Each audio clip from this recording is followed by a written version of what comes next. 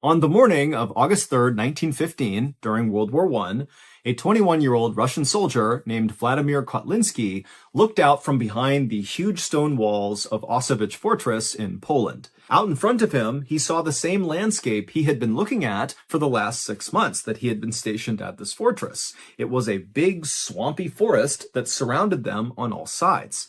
Additionally, in this swampy forest around them on all sides were dozens and dozens of trenches. Trenches are long, deep pits that soldiers will dig to both hide inside of when they're being attacked, and then also to launch their own attacks out of from behind their dirt walls. And these trenches that zigged and zagged all around Auschwitz Fortress were created by and now occupied by 7,000 German soldiers.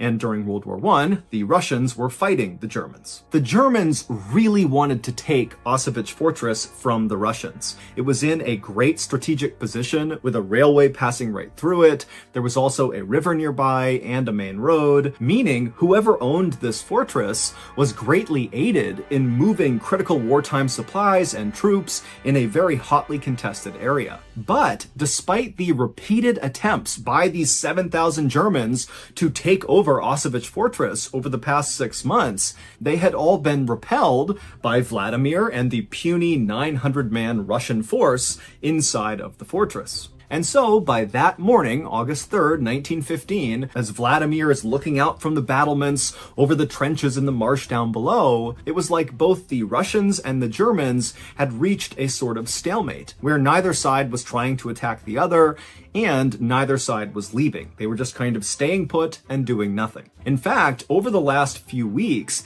there had been so little action from either side that the Russian soldiers inside the fortress got so bored, they began sneaking out the side door of the fortress to try to catch fish with their bare hands in the nearby river. But this morning, as Vladimir stood atop the wall, he noticed something strange happening in one of the trenches that was located closest to the fortress. It was still several hundred feet away, but he could see clearly down into this trench. And what he saw was there was this cluster of high-ranking German officers that were kind of huddled together, and they kept looking down at the ground at something inside of the trench that Vladimir couldn't see, and then they would look up at the sky and kind of wave their hands around, and then they'd look back down at the ground below them. Now, Vladimir had no idea what they were doing. I mean, again, he could not see what they were looking at in the trench, and when he looked up into the sky where they seemed to be looking, it just looked like a regular blue sky. But whatever they were doing, it was making Vladimir feel nervous. Vladimir was a young junior officer, which meant he was in charge of other soldiers, but because he was so new, he lacked experience and credibility, and so really wasn't considered a serious leader within the army. And so Vladimir, as he's watching this strange behavior, was concerned that if he left now and told his superiors that he was worried about the Germans because they were looking at the sky funny and looking at the ground funny, that it would make him look like he was being paranoid and not a good leader. And so ultimately, Vladimir just looked at this cluster inside of the trench and decided, you know what, they're not shooting at us, there's no attack happening, so whatever they're doing, it can't be that big of a deal, and lately, no one's done anything, so why would that change now? And so Vladimir left the walls of Auschwitz Fortress and went down below to hang out with his friends. 3 days later, at 4 a.m, the Russian soldiers who were up along the Auschwitz Fortress walls keeping watch that night noticed something strange out in the darkness near where the Germans were. When they looked out, they saw that the dark night air almost looked kind of blurry or wavy, kind of like if you were looking at air coming off of hot pavement on a sunny day, it would look kind of blurry. That's what the night sky looked like to them. But of course, it couldn't be because of heat and sun, because it's the morning, it's cold, it's dark outside. And so as these Russians are looking out, not sure what to make of this blurry air, they began calling up more Russians to go have a look and figure out what this was. And over the next couple of minutes, as the Russians looked out from behind the walls at this air, they realized what it was. It was this huge grayish-green cloud that was as wide as the fortress was, and the wind was blowing it in their direction. Now, the Russian soldiers had no idea what this was, and so they just kind of stood there watching it in stunned silence. And as they watched, they saw as the cloud would touch any vegetation like leaves on trees or the high grass in the marsh, it would all turn black and shrivel up. And then the soldiers began hearing a soft thump, thump, thump, thump, thump, thump, thump out in the darkness. And it was the sound of birds dying and falling to the ground that were inside of this cloud. At this point, the Russians began to panic, and they began to run to sound the alarm to get the other soldiers up to prepare for an attack. But as they did, they began to smell this very harsh chemical smell coming into the fortress, and then before long, all the Russians could hear was the sound of their comrades coughing. It would turn out that strange behavior that Vladimir saw 3 days earlier of the German officers huddled together looking at the sky and then looking down at the ground and then back at the sky again. What they were doing was preparing for a chemical attack on Auschwitz Fortress. On the ground, out of sight of Vladimir, were canisters containing the poisonous gas, and when the officers would look up and put their hands up, they were gauging if the wind was strong enough and in the right direction to launch the attack. Now, 3 days ago, the wind had not been in their favor, but this morning at 4 a.m. on August 6th, 1915, the wind had been in their favor, and they had released the gas. And this gas was quite possibly the worst gas you could ever come up against on the battlefield. It was a combination of chlorine gas and bromine gas. On their own, chlorine and bromine are very toxic and can kill you. But when you mix those two gases, it becomes exponentially more dangerous. The gas mixture binds to moisture and then turns the moisture into hydrochloric acid, meaning if a person who did not have a gas mask on came in contact with this poisonous gas, when they inhaled it, it would literally fill their lungs with acid, which would dissolve them from the inside out. And then also, the gas would get into their eyes and into their nose, and the acid there would burrow holes into their skull. And once you've come in contact with this gas, there's nothing anybody can do to save you. You're gonna die, except it's gonna take a really, really long time. You don't just immediately dissolve. It's this long, drawn-out, excruciatingly painful process. By this point in World War I, chemical warfare was really not being used by anybody, and so as a result, the Russian army did not outfit their soldiers with gas masks. The German army did, and they knew the Russian army did not. So, as this horrific poisonous gas began permeating every square inch of Auschwitz Fortress, all of these Russian soldiers had nothing they could do to protect themselves from this gas. And so right away, soldiers began bleeding from their eyes and their mouths and their ears, and they literally began coughing up chunks of their lung. And so very quickly, the Russians inside the fortress understood they were being poisoned. And so the soldiers that were not as affected, at least not right away, by this gas, quickly began ripping off their shirts, dunking them in water, and wrapping them around their heads to try to limit how much they breathed in of this chemical. But it really didn't do much to stop the chemical. In fact, these makeshift gas masks might have made it worse because the gas would have bound to the moisture on the shirt. And so the Russians were totally doomed. They were surrounded on all sides outside the walls by their enemy, and then inside the fortress was this gas, and there was no ventilation in the fortress, and so there was nowhere to go. They couldn't escape death no matter where they went. And so Vladimir, he was one of the guys that was still on his feet inside of the fortress, and he stumbled over to this narrow window on the side of the fortress walls, and he looked out and he saw all these Germans running towards them, firing their machine guns, artillery's being fired. I mean, he knows they are moments away from the Germans breaching the fortress door, coming inside, and killing every last one of them. But Vladimir's reaction to this was not being scared or being sad. Instead, he suddenly felt incredibly motivated. If they're going to come in here and kill us, then we're going to make it as hard as humanly possible first. Vladimir had a reputation for being totally fearless. Over the past 6 months that they had been under siege from the German army out in their trenches, anytime fighting broke out, Vladimir was always the first to run up and be right on the front line of fighting, and then several times when his comrades had been shot or wounded, Vladimir would run out into the line of fire to save the fallen soldiers. It was like Vladimir lacked any instinct for self-preservation. And so as the Germans continued their run towards the fortress, artillery shells are hitting the walls, there's constant gunfire, and Vladimir, he leaves his window and he marches back over to the open courtyard inside of this fortress where the 100 or so other still living Russian soldiers were. I mean, they're all gonna die. They've been totally poisoned by this gas, and it's just a matter of time now. But they're still on their feet,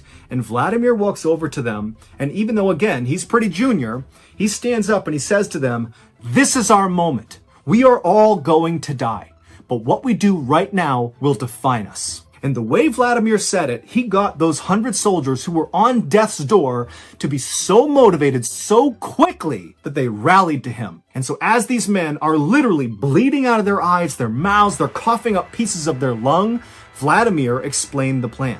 And then moments later, with Vladimir in the front, this gaggle of soon-to-die Russian soldiers charged towards the gates, opened the fortress, and began running out towards the Germans, screaming with their bayonets lowered. Now, the Germans on the outside fully expected that this chemical attack would kill all of the Russians, that taking Auschwitz Fortress would be super routine because when they walked in, everybody would be dead. And so suddenly to have the fortress open and have these men that are covered in bloody rags and they're puking up pieces of their organs and they're stumbling forward like zombies with bayonets out, screaming like banshees, it scared the living out of the Germans. In fact, they were so quickly terrified by what they saw, they literally dropped their guns, turned, and began running back towards their trenches. And as they did, Vladimir and his dead man army began picking off the Germans one by one.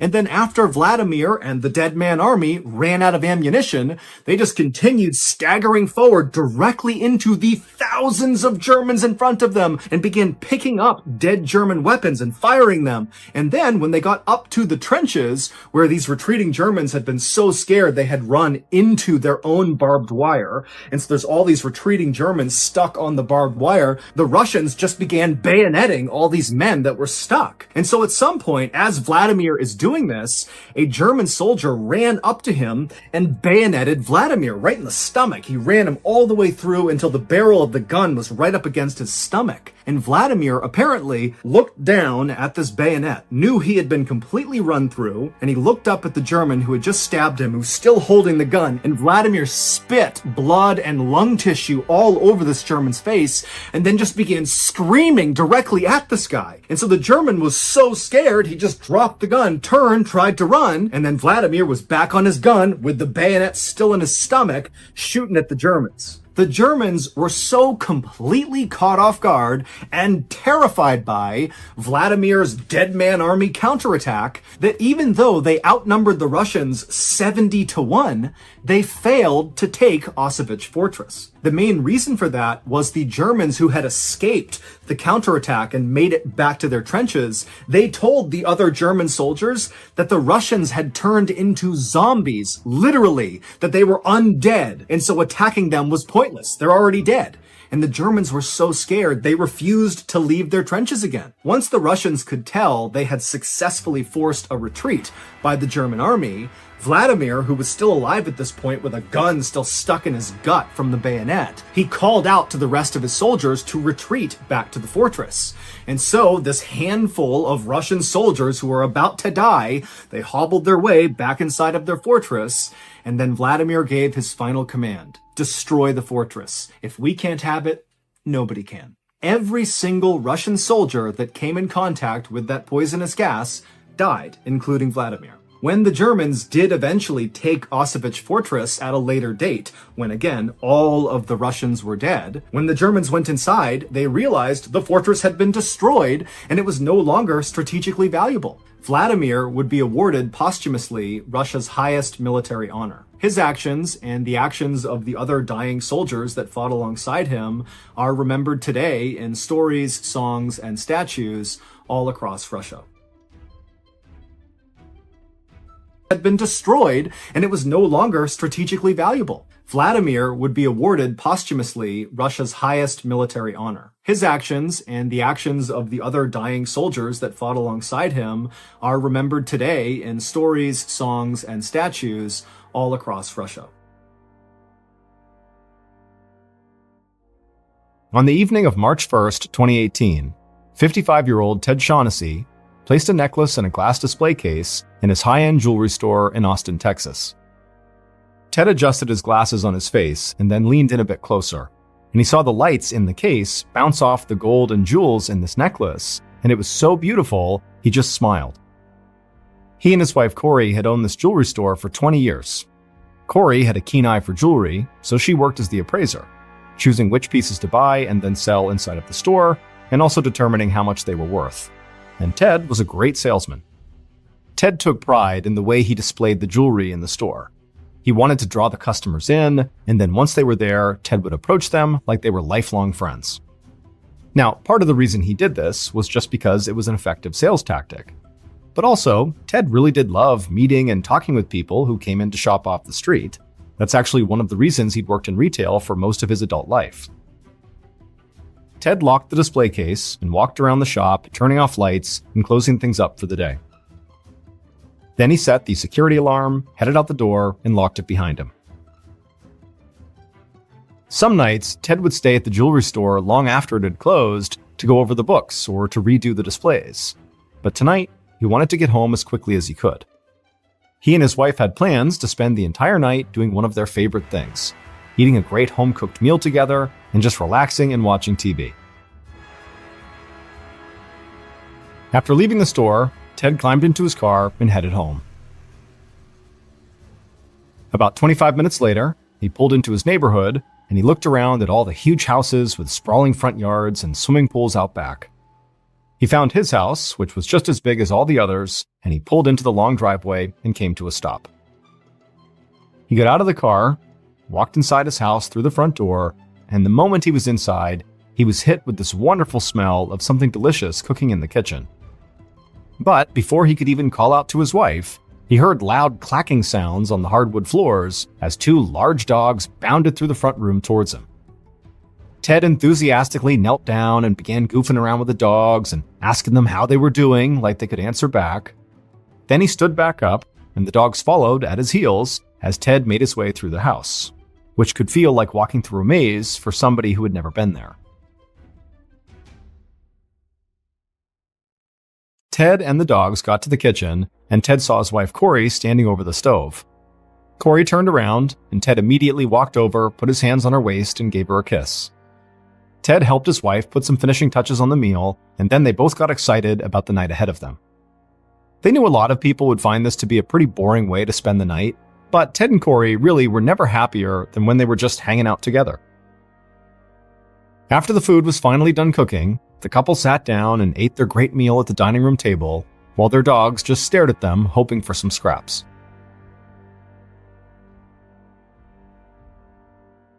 After they were all done eating, Ted cleared the table and took the dishes into the kitchen. One of the dogs, a Rottweiler named Bart, followed him every step of the way. After Ted rinsed off the dishes, he joined his wife on the couch in the front room. He draped his arm around her shoulder, and she leaned her head on his chest as they began to watch TV. They spent the night flipping between channels, really only half paying attention. Most of the time, they just talked about things at the jewelry store, and also how their son and his girlfriend seemed to be getting pretty serious. Even though their 19-year-old son only lived about 2 hours away in College Station, Texas, and they saw him often, it still felt strange to be empty nesters, not to have him in the house anymore. Before they knew it, they had spent hours just sitting there talking, and they'd both begun to feel tired. So Ted flipped off the TV, and the couple headed to their bedroom, with both of their trusty dogs trotting along right behind them.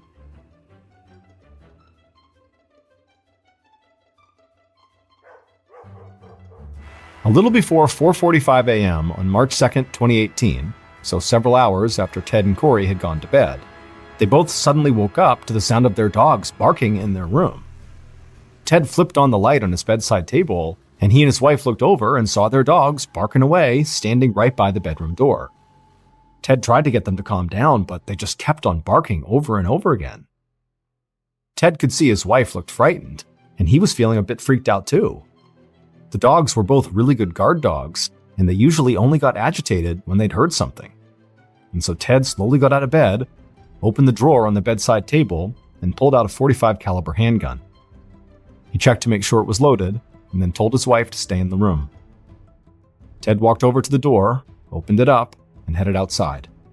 He made his way into the dark kitchen, and Bart the Rottweiler followed right behind.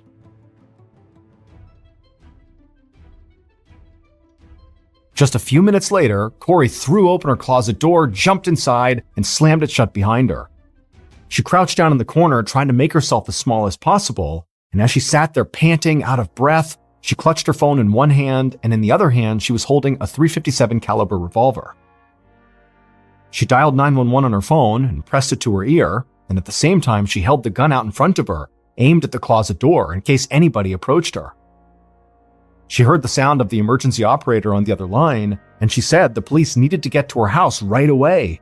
Multiple gunshots had been fired, she didn't know if her husband was even alive at this point, and she said she was sure she would be dead within seconds.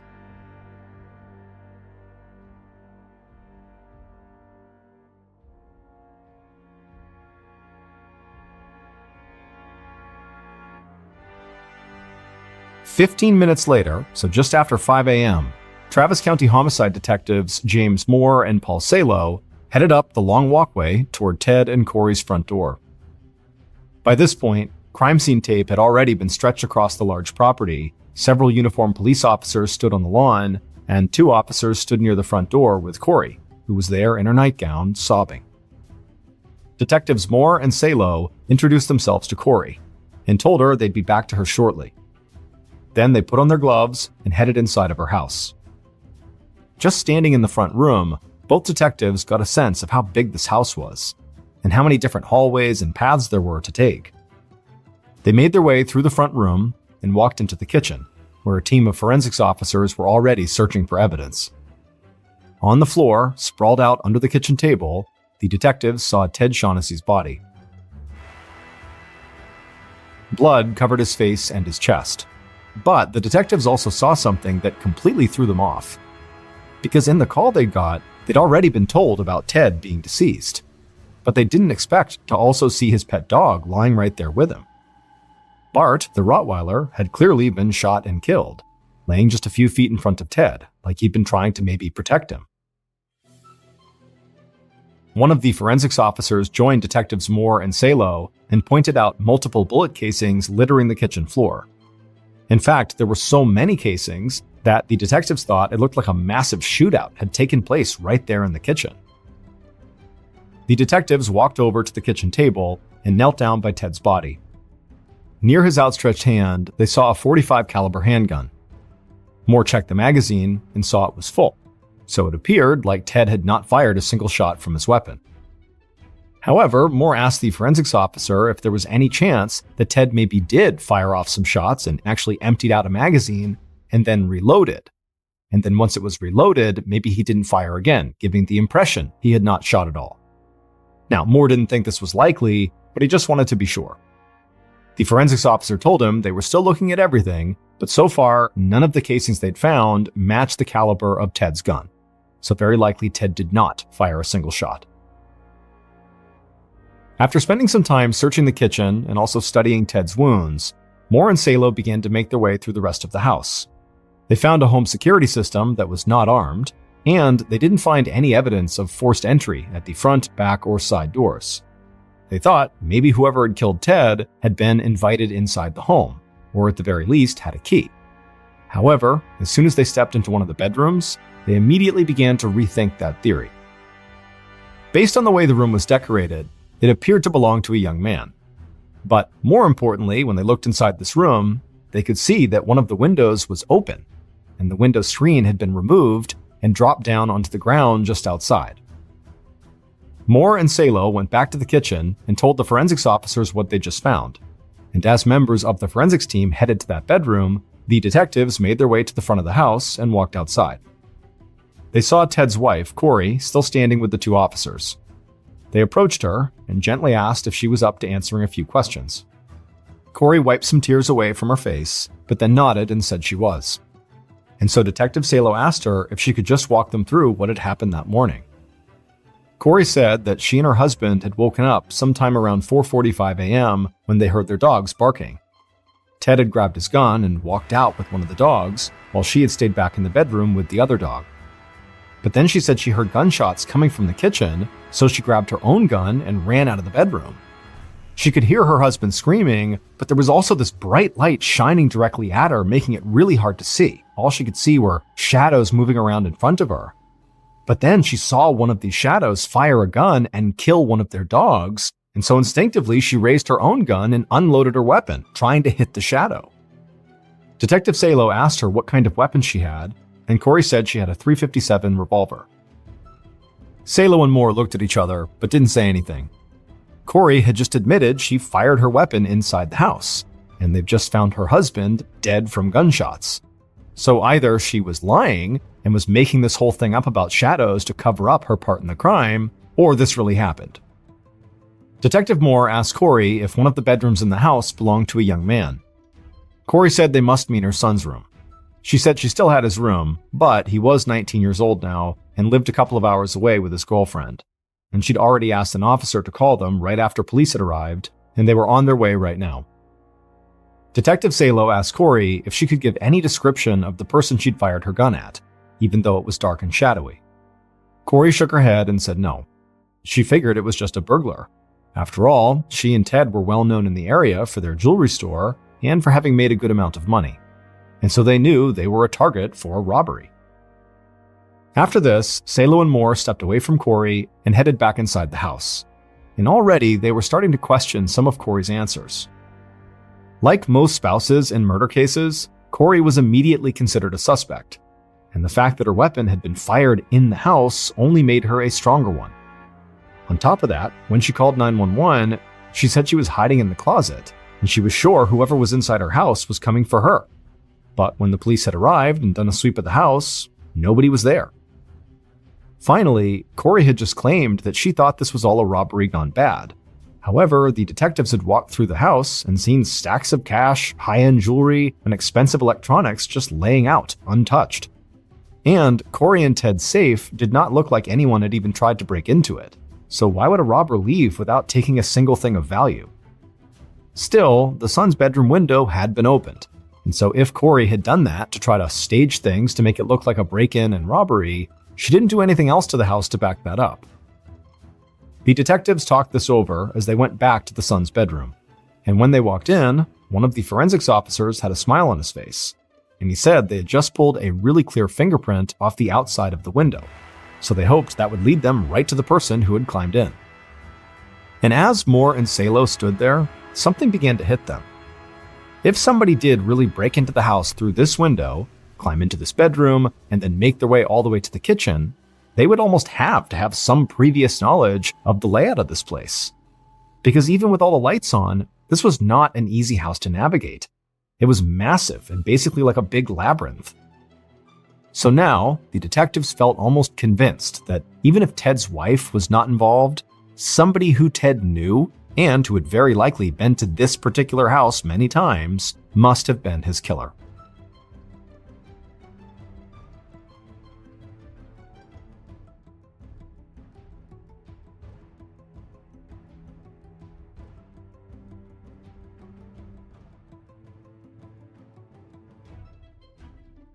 A couple hours later, at 8 a.m. on March 2nd, a car pulled up in front of the house. Ted's 19-year-old son, Nicholas, and Nicholas's girlfriend, Jackie Edison, parked behind the line of police cars outside the house that Nicholas had grown up inside of. They both got out of the car and immediately spotted Corey, who was still standing in the front yard, and Nicholas's girlfriend, Jackie Edison, parked behind the line of police cars outside the house that Nicholas had grown up inside of.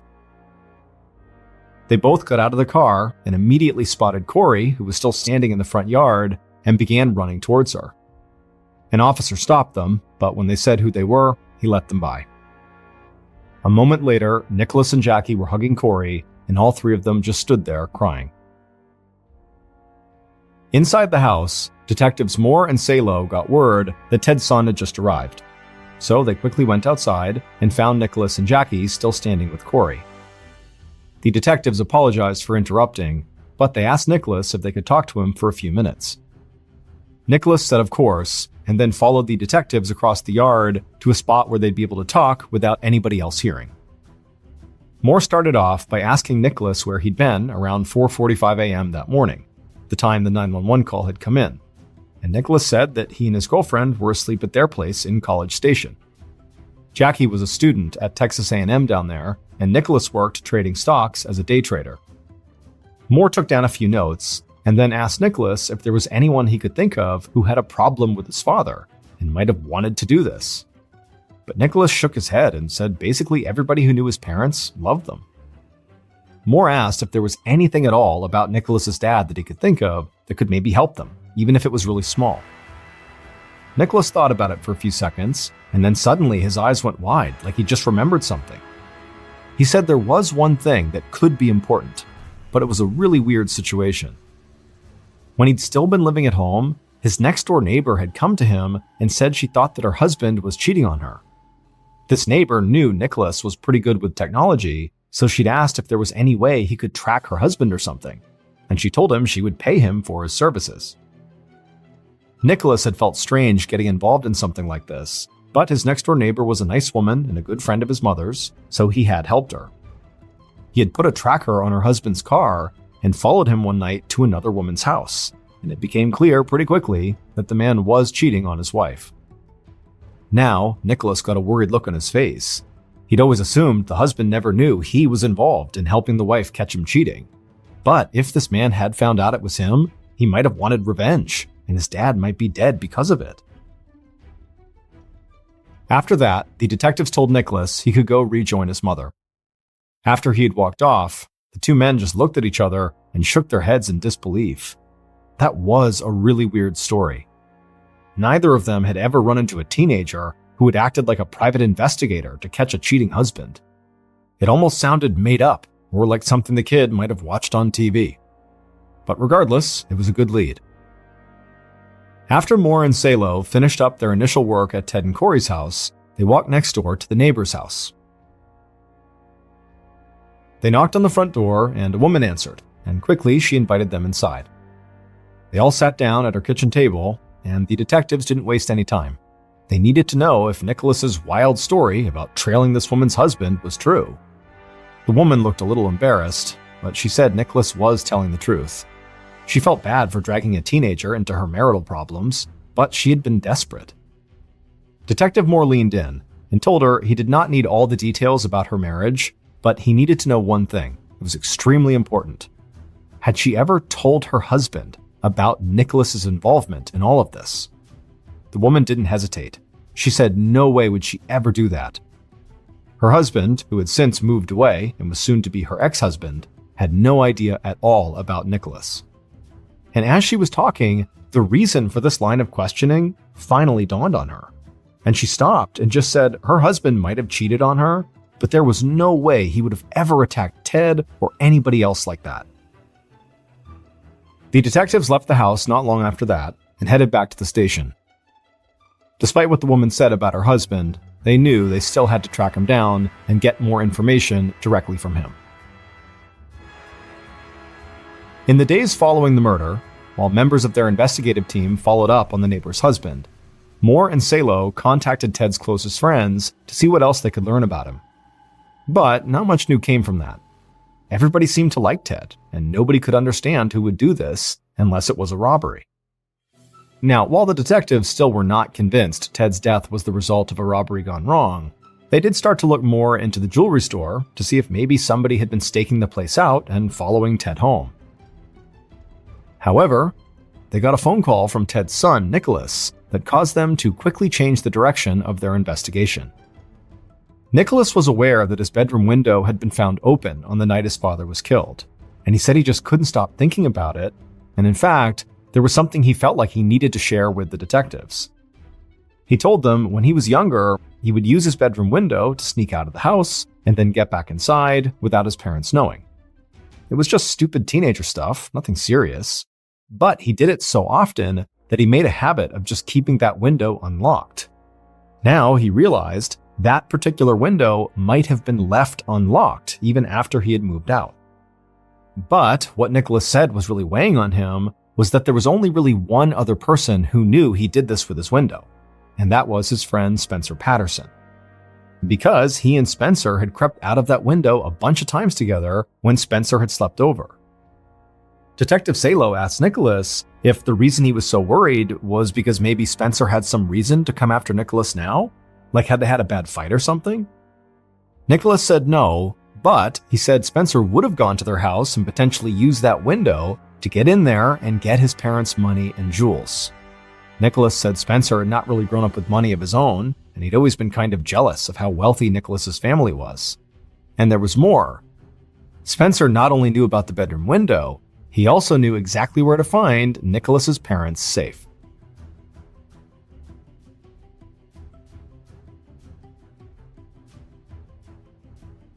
About a week after the murder, Detective Salo and Moore sat together in an office going over the notes they'd already put together.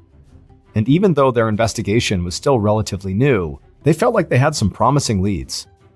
They still thought there was a strong chance that Corey had simply shot her husband, because in addition to what they'd learned at the house, they'd now discovered that Corey was the beneficiary of Ted's $1 million life insurance policy. She also stood to gain sole ownership of the jewelry store and the house, which were both worth a ton of money too. The detectives believed they'd have a clear idea about Corey's potential involvement in the murder when they got the results of the ballistics tests that would show if Corey's gun had fired the bullets that killed Ted. But the detectives had also started to consider that maybe Corey had been right. Maybe this was a robbery gone bad. And if that was the case, Nicholas's friend, Spencer, had to be high on their suspect list. Even if this robbery had not actually been successful, Spencer did know that Ted and Corey were wealthy, he knew how to sneak in through Nicholas's window, he knew his way around the maze-like house, and he knew where the safe was. Detective Moore picked up the phone, put it on speaker, and called the number he had for Spencer.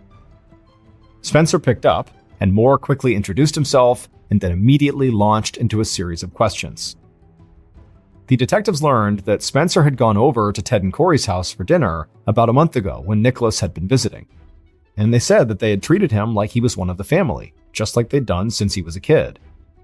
Moore asked Spencer how he and Nicholas used to sneak out of the house when they were younger.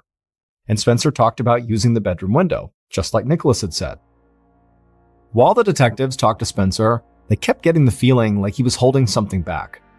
The kid was being very cooperative and answering their questions, but there just seemed like there was always this hesitation, or like he was about to say something and then chose not to. By the end of the call, Moore and Salo still did not feel satisfied, so they scheduled an in-person meeting with Spencer. And in the meantime, they decided to keep a close eye on their other major suspect. About a week later, in late March, Nicholas and Jackie were sitting on the couch in the front room of Ted and Corey's house, looking at Corey as she stared out the window onto the street. Nicholas didn't want his mom to be alone, so he told her that he and Jackie would stay at the house as long as they needed to. That had cheered Corey up, but it was clear she was still struggling. And today, Nicholas and Jackie were extra worried about her, because she kept standing there just staring out the window. They had no idea why. But suddenly, Corey turned around and told them to come over and take a look for themselves. And so Nicholas and Jackie walked over to the window, and Corey pointed to a plain-looking sedan on the street. She told them she thought it was a cop and that he was watching her. At first, this seemed like paranoia to Nicholas and Jackie. However, when Nicholas looked out the window and he got a good look at that car before it drove off, he thought his mom was right. It definitely could be an unmarked police car. Corey stepped away from the window and collapsed onto the couch. She didn't understand why the police would be watching her. Why weren't they out finding the person who had actually killed her husband? Nicholas looked over at his mom, and he could tell she was just in total despair. And so he leaned over to Jackie and whispered something in her ear. Jackie was surprised by what she just heard, but she quickly smiled and nodded her head. And so Nicholas took Jackie's hand, and together they walked over to the couch where Corey was. And then Nicholas took a breath and said that he and Jackie had something very important he wanted to tell her. They were not just boyfriend and girlfriend anymore, they had actually gotten married. Corey instantly sat up and just stared at them for a second, shocked. Nicholas quickly said that they had planned to tell her and Dad when they came to visit next, and they still wanted to have a big ceremony, but they had just decided they wanted to spend the rest of their lives together, and so they had just gotten it done and gotten married. After a tense couple of seconds, Corey broke down in tears. But these were tears of joy. She got off the couch, smiled, and hugged Jackie and told her how happy she was to welcome her to the family. Then Corey said Jackie should go pick an engagement ring from their jewelry shop, and then they should have a big engagement party. Even if they were already married, she didn't want her to miss out on anything. And who knows, maybe this was a way for them to start to heal a bit and move forward as a family. Nicholas was very relieved. He was so glad the news had made his mom as happy as he hoped it would. But as excited as she seemed, and as much as they all wanted something to celebrate during this terrible time, Nicholas just couldn't shake the image of that unmarked police car staking out his mother's house.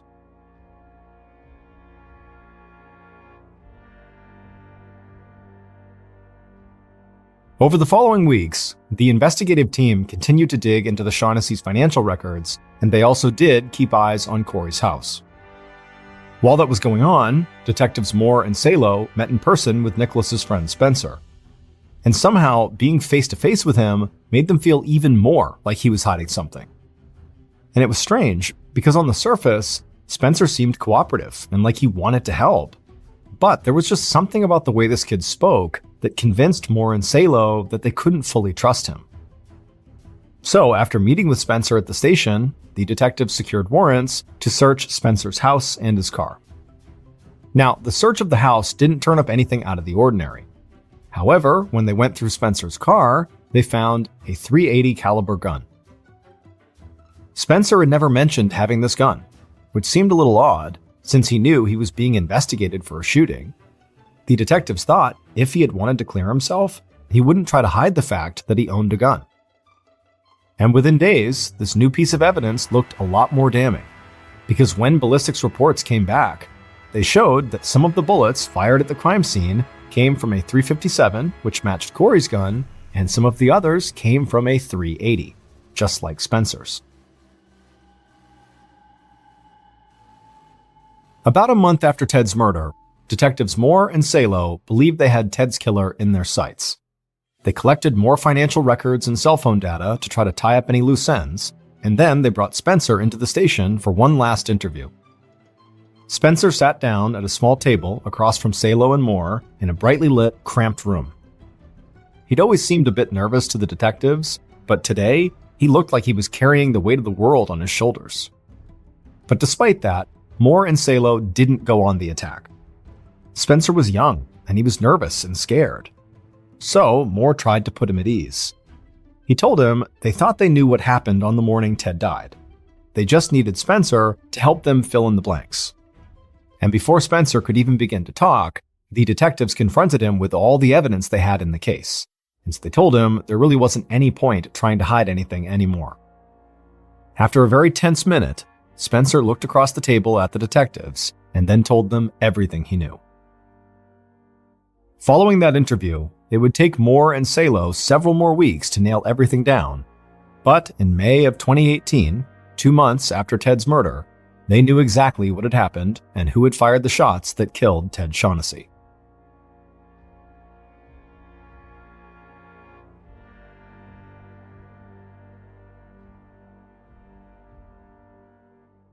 Based on Spencer's interview, cell phone data, and evidence collected throughout the investigation, here is what police believe happened to Ted in the early morning hours of March 2nd, 2018.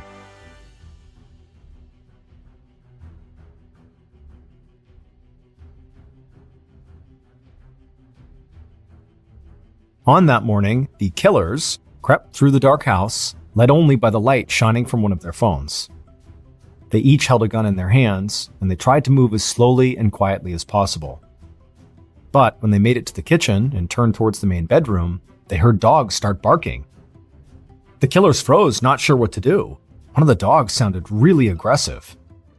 The killer holding the phone shined the light towards the bedroom door, and right away they both saw something moving towards them. As the barking got louder and they heard footsteps and loud clacking on the wooden floors, suddenly the light illuminated the dog, and it was the Rottweiler Bart, bounding towards them, baring his teeth. One of the killers instinctively raised their gun and fired off a shot.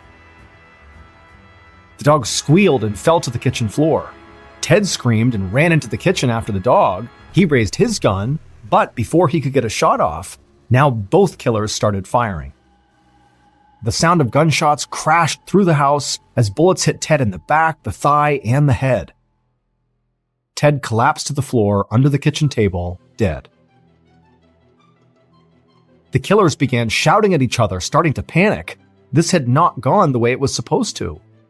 But before they could make another move, bullets came whizzing out of the dark into the kitchen, hitting the wall and sending pieces of plaster onto the floor. The killer with the cell phone shined the light in the direction of the gunshots, trying to get a clear look at the shooter. Their hands were shaking and they couldn't really aim well, but still the killers just held their guns and started firing wildly. And then finally, the shots stopped and the kitchen fell silent. One of the killers shouted that they needed to get out of there, so they ran out of the kitchen, into one of the bedrooms, and climbed out the open window. Outside, they ran as fast as they could through the darkness back to a car they'd parked down the street. They got in, and one of the killers hit the gas and floored it through the neighborhood, while the other killer sat panicking in the passenger seat. They both knew they had screwed up, and now they were going to have to get in touch with the people who had hired them and tell them they'd only taken out one of the intended targets.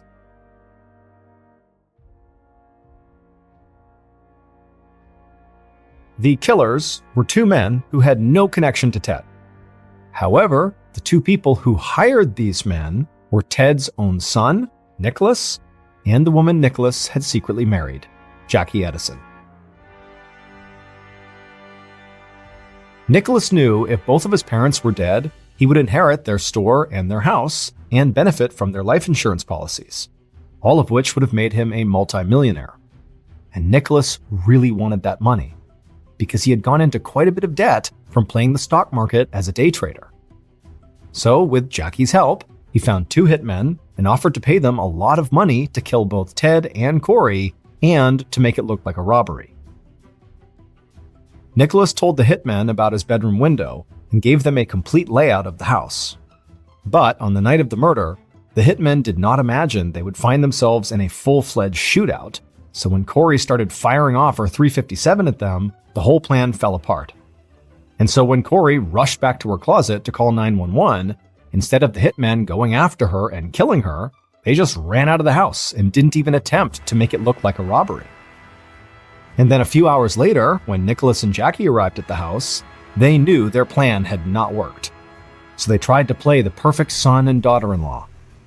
Nicholas also sent the cops after the neighbor's husband and his close friend Spencer. The neighbor's husband was cleared as a suspect very quickly, but Spencer remained high on the suspect list, just like Corey was, for a significant amount of time.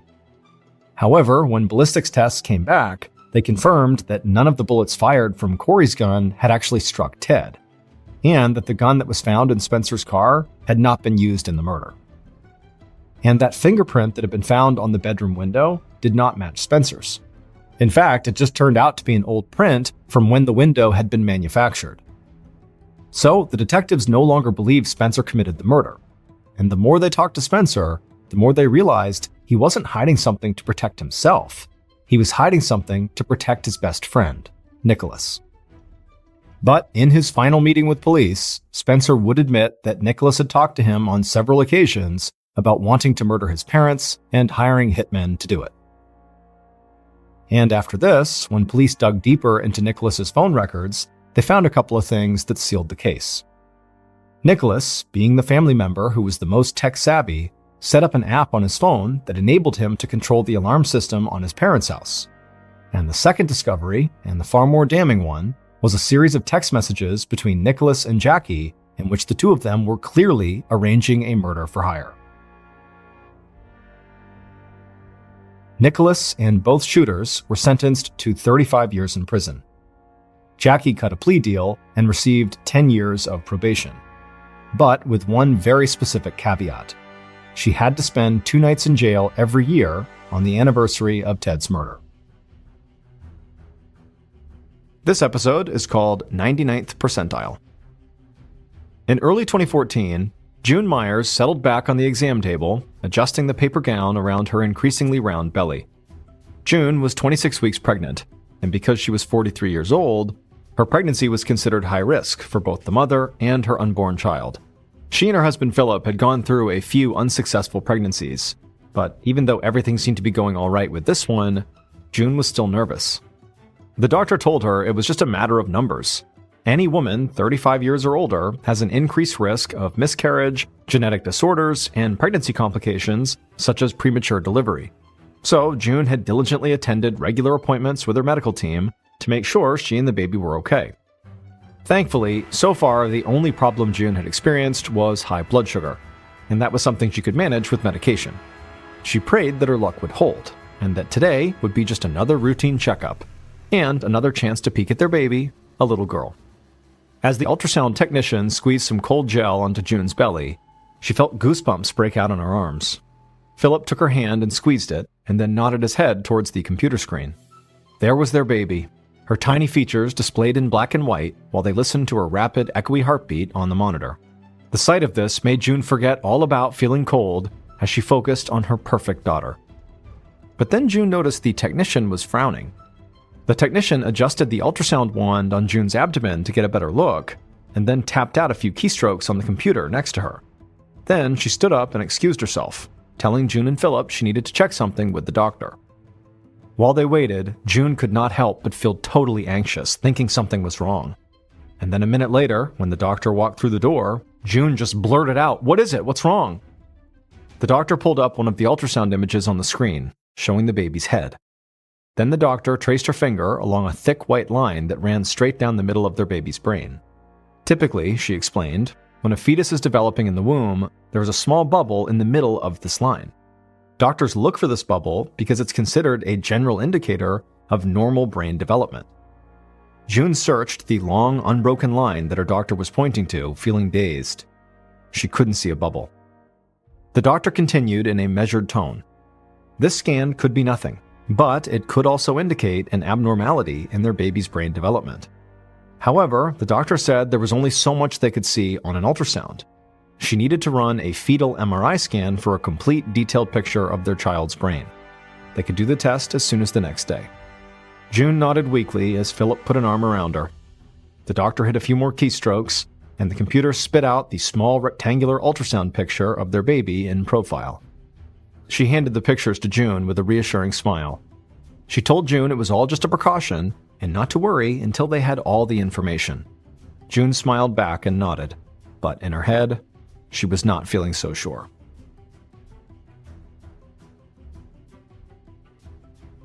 The following day, June lay back on a patient table in another cold medical room.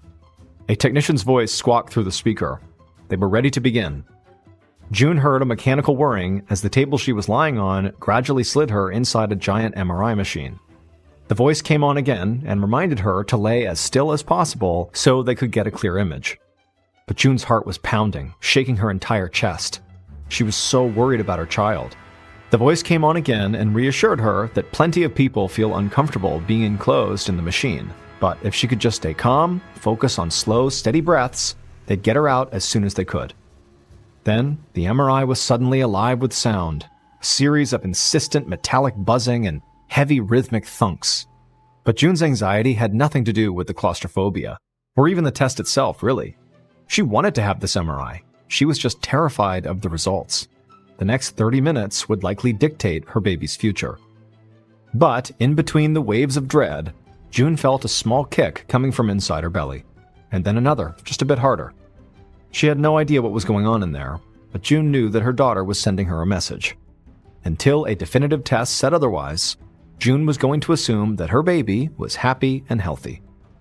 June took a deep breath, then slowly exhaled, staying focused on that little foot kicking her from the inside.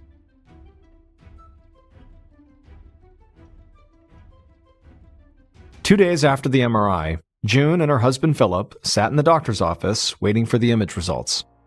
June was a nervous wreck. Despite her best efforts to stay calm, she hadn't been able to think about anything other than what those images might show her. Just then, there was a soft knock at the door, and the doctor entered. June immediately scanned the doctor's face to see if maybe she was upset or worried, but the doctor was all smiles. Once she sat down, she told June and Philip that everything looked great. The MRI images showed that the baby's brain was developing normally. If the missing bubble was a real problem, it would have affected other parts of the brain, but that wasn't the case. June's doctor promised they would keep a close eye on the baby for the rest of the pregnancy, but for now, there was nothing to worry about. June and Philip were so relieved. 10 weeks later, June gave birth via C-section to a beautiful baby girl. Lucy weighed 6 pounds 11 ounces and measured 19.4 inches long. She had hazel eyes and a full head of light brown hair. June and Philip felt an instant sense of calm come over them now that all those pregnancy worries were behind them. Lucy was just fine. However, when the hospital's pediatrician stopped by June's hospital room to check in, he brought a new puzzling update. Lucy's head was unusually large for a baby her size and weight. This is called macrocephaly, and it applies to any baby whose head size is in the 97th percentile or higher. Now, Lucy didn't look at all abnormal, but her head circumference was just over 14 inches, making it bigger than 99% of other newborn girls. June immediately felt the familiar creep of anxiety prickling her neck. But the doctor explained that until they knew the cause, Lucy's larger-than-normal head was just an unusual measurement. Sometimes it's completely benign. Babies can inherit a big head, just like they inherit other physical traits, like eye color. However, to rule out something more severe, like a tumor or a brain bleed, the doctor needed to perform an ultrasound to examine Lucy's brain.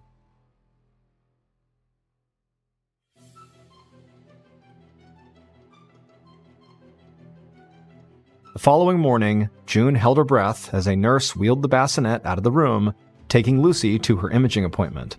Philip slept in a chair in the corner. He and June had both been up all night with the baby, and he'd finally just given in to the exhaustion. But June felt wide awake. An hour crawled by before the nurse finally returned, and she'd hardly parked the wheels on the bassinet before June had scooped Lucy up in her arms. Philip stirred awake at the two women talking and joined them at June's bedside.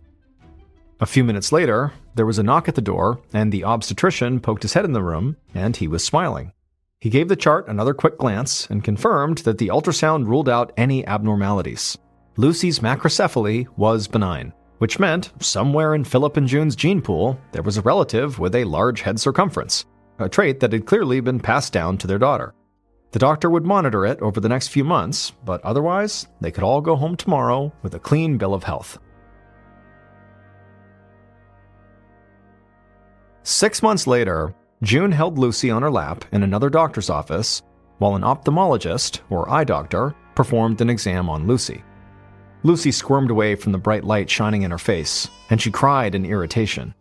June apologized to the doctor, soothing Lucy and settling her down. But the doctor reassured her that this reaction was actually a good thing. Next, the doctor pulled out a plastic toy duck and showed it to Lucy, holding a patch for a while. Perhaps her eye muscles were simply weaker on one side, and just needed a little extra training to do their job properly. But first, in order to rule out the more severe causes behind this, the doctor needed to dilate Lucy's pupils and check the interior structures with a lighted magnified lens. June held her daughter tightly across her chest, keeping her baby's chubby, squirmy arms out of the way, while the doctor quickly swooped in with medicated eye drops. Lucy frowned at the sensation, not quite sure yet if she wanted to cry. Before she could decide, the doctor deftly distracted her with a few quacks from the toy duck. Once the eye drops had taken effect and Lucy's pupils were now wide open and huge, June held her daughter in place on her lap in the now dimly lit room, and the doctor adjusted the light dial on his scope, cooing at Lucy to get her attention. However, when the doctor pointed the light toward one of Lucy's eyes, he suddenly became very serious. He stayed quiet as he checked the other eye too. Then he went back to the first, looking even longer this time, shining the light through a tinted magnifying lens that he held right in front of Lucy's face. Then the doctor sat back in his chair. June couldn't read his face in the dim light, but he hadn't said anything in almost 5 minutes, and so instinctively, she asked him what was wrong. The doctor flipped the overhead lights back on and looked at June with an unmistakable gravity. Lucy's strabismus was not caused by weak muscles. Instead, it was a symptom of a much more serious and dangerous condition.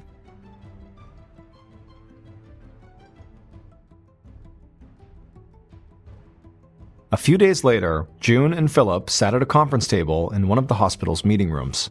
They were flanked by a team of medical specialists who were reviewing their findings on Lucy's condition. June dutifully wrote down all their disturbing updates on a yellow legal pad, Keeping the record at least gave her something to do with her hands. During the eye exam, the ophthalmologist could see that Lucy had significant swelling at the back of both her eyes, where they connect with the main nerve that leads to the brain. This condition, known as papilledema, was a serious warning sign since it often means that there is too much pressure inside the skull. That ophthalmologist had recommended that Lucy undergo a series of scans, including an MRI and a CT, to look for a reason for this increased pressure.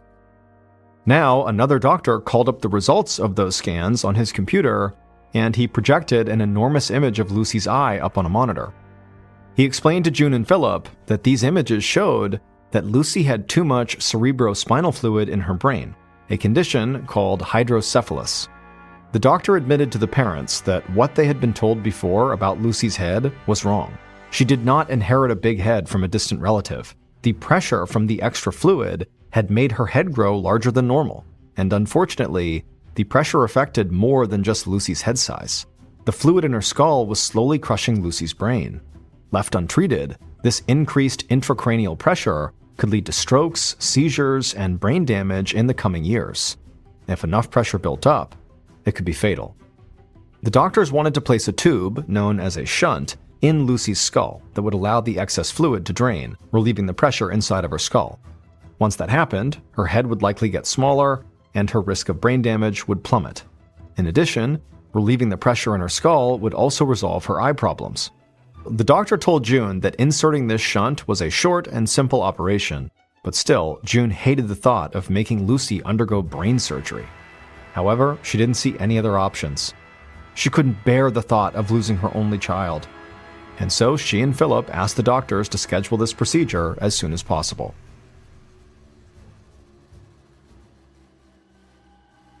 Five months later, in the spring of 2015, June was sitting at her desk, deep in research mode. She scanned through her notes until she found the exact terminology she was looking for, and then she entered it into the search bar on her internet browser and clicked. June had begun taking notes on her daughter's condition out of necessity. It was a way to capture and later translate all the complicated medical terminology she was hearing. But now, her record keeping on her daughter felt like her duty as the child's mother. She looked over from her laptop to Lucy, who was now 11 months old. Lucy was on her activity mat, which was decorated with brightly colored ribbons and sensory squares. There were also a few plush toys scattered within the baby's reach. But Lucy just sat there in the middle, her head drooping like it was too heavy for her to hold it up. The shunt procedure had worked, and just like the doctor hoped, Lucy's head had gotten smaller and her eyes were no longer misaligned. But now Lucy had a new problem. She was falling behind other kids her age in reaching key milestones. She should have been trying to take her first steps and pulling herself up to stand. Instead, she was still barely able to crawl. Most children her age were able to say a few simple words like mama and dada, and they imitate the way people talk, even if it comes out as babble. June could tell her daughter did understand a lot of what June said to her, but so far, her daughter had not made any attempts to talk back. June closed her computer and got down on the floor next to her daughter. And as soon as she did, she noticed that against the light-colored blanket, there was something odd on Lucy's legs that stood out. She had these thin, dark lines running from her knees to her ankle. June thought to herself, have these been here for a while, or are these new? She examined the lines, running her finger over them. They didn't seem raised or painful. They were just a slightly different color than her skin, so they stood out. But she made a mental note to ask the pediatrician about them. Then, June picked up one of the plushies and danced it across the mat and up one of Lucy's chubby legs. The child smiled, but Lucy didn't try to grab the toy. To June's surprise, her daughter's head lolled further to the side until eventually she started to tip over, unable to support herself. June grabbed her baby before she fell over and hit her head. As she pulled Lucy tightly into her chest, she thought to herself, enough was enough. Clearly, something was wrong, and she didn't care how many doctors she needed to see. June knew she could no longer stand by as her daughter clearly receded further and further from the world.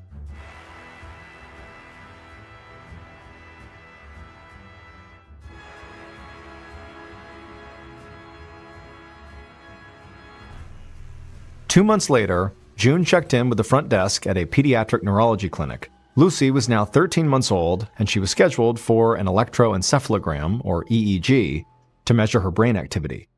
If there was something malfunctioning in Lucy's brain, the EEG should be able to locate what area was affected and how severely. June held her daughter in her lap and tried to distract her as a nurse attached almost 24 electrodes to her daughter's scalp with a gritty, sticky paste. By the end, with all these wires coming off her head, Lucy looked like something out of a horror movie. The nurse placed a mesh cap over the jumble of wires on Lucy's head to keep her from pulling them off during the test or otherwise disrupting the connection. Each electrode measured a specific region of Lucy's brain, responding to the electrical activity of her neurons. Hoping to keep her daughter still, June let Lucy rest against her chest and told her a story, making it up on the spot. Once everything was hooked up, June watched the monitor that transmitted Lucy's brainwaves. She hoped that somewhere in those lines there was an answer to her daughter's problems. The next day, June got a phone call from the neurologist with the test results. Everything looked fine, he said. Lucy's brain seemed to be completely healthy and functional. June was relieved. She was terrified that her child was secretly suffering brain damage. But at the same time, she still didn't understand why Lucy was not developing like other kids her age if her brain really was okay. There had to be an answer, and June was determined to find it.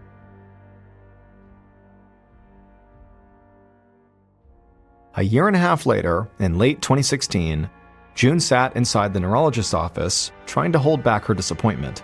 She forced herself to remain focused and keep taking notes as the doctor explained Lucy's latest results. It was only the latest in a long series of tests, as Lucy's doctor had tried to gather as much information about Lucy as possible.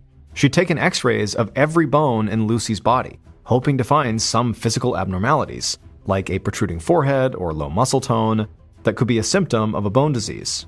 But there was nothing out of the ordinary on the x-rays. The doctor had also run a nutritional study, a hearing test, and a fresh round of MRIs and ultrasounds. She had also tested Lucy for a wide variety of genetic conditions, running panels on her blood and skin. And when all those came back negative, she had Lucy's DNA mapped and sequenced. But each time, the doctor got the same result. Everything was basically normal, and today's visit was no different. June looked over at her daughter, still strapped into her stroller. Lucy was now 3 years old, and yet she still could not walk or talk. She lagged behind kids her age in everything from social skills to coordination. June closed her notebook feeling crestfallen. This was the end of the road. After so many months and countless tests, it didn't seem like there were any options left. But June was surprised to learn that the doctor actually had one more card to play here. She was going to refer Lucy to the Undiagnosed Diseases Network, a group that specialized in treating seemingly impossible conditions like Lucy's. If anyone could find the answer, it was them. In May of 2018, Dr. Linda Chen sat behind her desk trying to wolf down some lunch while reviewing the case file for her latest patient, Lucy. Dr. Chen was an investigator for the Undiagnosed Diseases Network. She studied the long list of diagnostic tests that had been performed so far, and they had all come back apparently normal. But obviously there was something else going on here. But taking on a challenging case like Lucy's was what Dr. Chen did best. Just then, a nurse buzzed through the intercom. Lucy and her mother were waiting in an exam room. Dr. Chen took a final bite, gathered up the chart, and headed out to greet her patient. She knocked lightly on the exam room door, then stepped inside and introduced herself. Dr. Chen immediately noticed the thick ledger of personal notes sitting on the chair next to June. She realized this mother's research was 3 times the size of Lucy's official chart. Dr. Chen asked June to place Lucy on the patient table so she could begin her examination. After she had, Dr. Chen got a good look at Lucy. Lucy was small for her age, and her arms and legs were thin, lacking muscle tone. Dr. Chen lifted up one of Lucy's arms, and immediately she noticed something. There were these straight lines running down her arm. They were faint, but distinct. Dr. Chen noticed that Lucy also had these same lines on her legs as well. Dr. Chen looked at Lucy's back, where she found another series of these lines that branched upward. They were all V-shaped, each perfectly centered at the middle of her spine. The way the bands of color repeated along her back, they almost looked like tiger stripes. Dr. Chen walked away from Lucy and grabbed her chart and began reading over the notes. As she was doing this, June asked her, what do these stripes mean? June said the neurologist had told her that these lines were normal. Dr. Chen disagreed. She said these tiger stripes were actually an invaluable clue and could be the key to finally providing answers to the family. she said she just needed to run one more test. Dr. Chen carefully took a sample of skin from one of the lines on Lucy's back, and then sent it off to the lab to see if her hunch was right. And it would turn out it was. Finally, after 4 years of searching for answers, June and her husband Philip finally knew what was wrong with their little girl. Lucy had a genetic condition so rare that there were fewer than 100 documented cases worldwide. This condition, called Smith-Kingsmore syndrome, is caused by a mutation in the gene that controls how cells grow during development. In Lucy's case, the gene, known as the mTOR gene, was not shutting off properly, which caused certain cells to keep multiplying when they should have stopped. Dr. Chen suspected that Lucy had this genetic condition when she noticed the tiger stripes on Lucy's back, called Blaschko's lines. Every fetus has Blaschko's lines, but they are usually almost invisible. Blaschko's lines become clearly visible only if there is a genetic mutation that causes an excess of skin pigmentation to be produced while the baby is developing in the womb. And that's exactly what happened to Lucy. And since the brain forms at the same time as the skin, it's likely that the mutation that caused the baby's stripes also affected the brain as well. Once Lucy's genetic disease was finally pinpointed, Dr. Chen was able to start treating her with a drug that specifically blocks the mTOR gene from generating excess cells. Following this treatment, Lucy started to thrive almost immediately, learning how to walk and talk, and finally catching up on her developmental skills. However, the medication was not a cure for all of Lucy's developmental delays, and so treatment is still an ongoing process.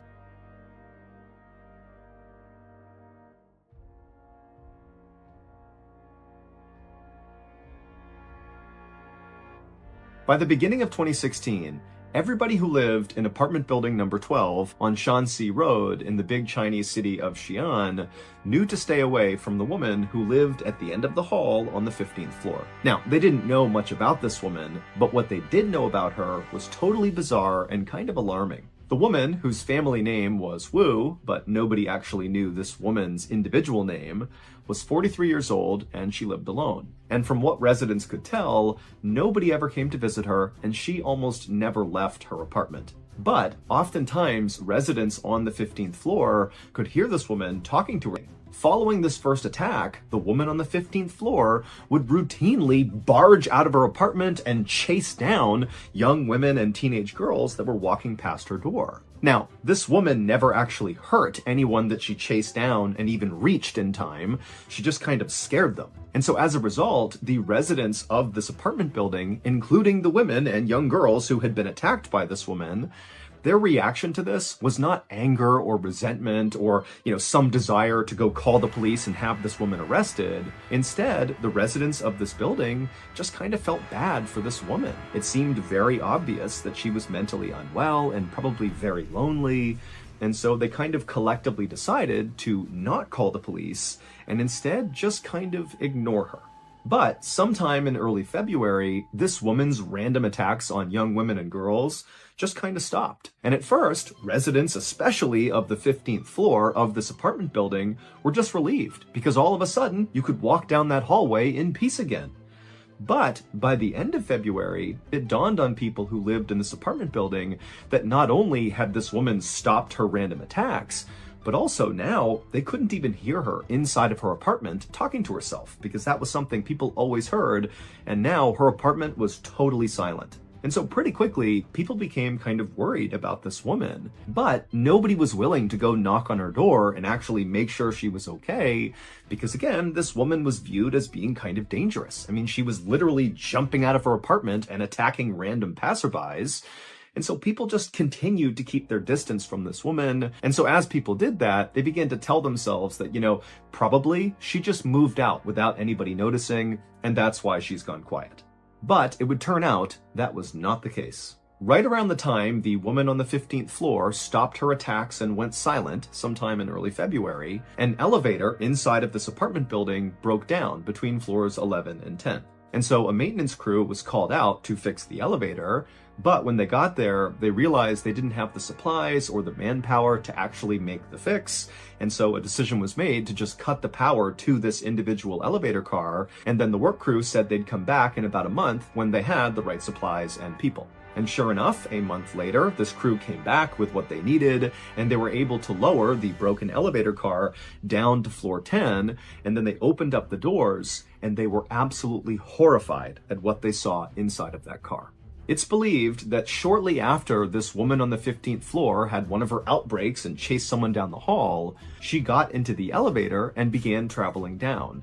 And when the elevator car got between floors 11 and 10, it came to a lurching stop. But for some reason, when this happened, the woman did nothing. She didn't yell for help, she didn't scream, she didn't pound on the doors, she didn't press any buttons. She just sat in the elevator car in absolute silence. And so eventually it was discovered that one of the elevator cars in this apartment building was broken, not because the woman had called out, but probably because someone had tried to hail the elevator and it didn't come down. And so that maintenance crew was called out, but they couldn't make the repair, and so they decided to cut the power to that car and come back in a month. Now, this elevator crew had no idea there was anybody inside the elevator car because, again, this woman who was trapped in there was totally silent throughout their attempts to try to fix the car. And so after these workers cut the power to this elevator car and left, this woman was doomed. This woman just sat in silence in this elevator car with no food and no water for several days until she died of dehydration, which is one of the most agonizing and slow ways to go. Now, at some point, this woman did attempt to free herself because there were scratch marks inside the elevator indicating that she had tried to claw her way out, and her hands were totally mutilated, suggesting she really had been clawing pretty hard. But that was the only time she tried to save herself. Otherwise, she just sat there and eventually died.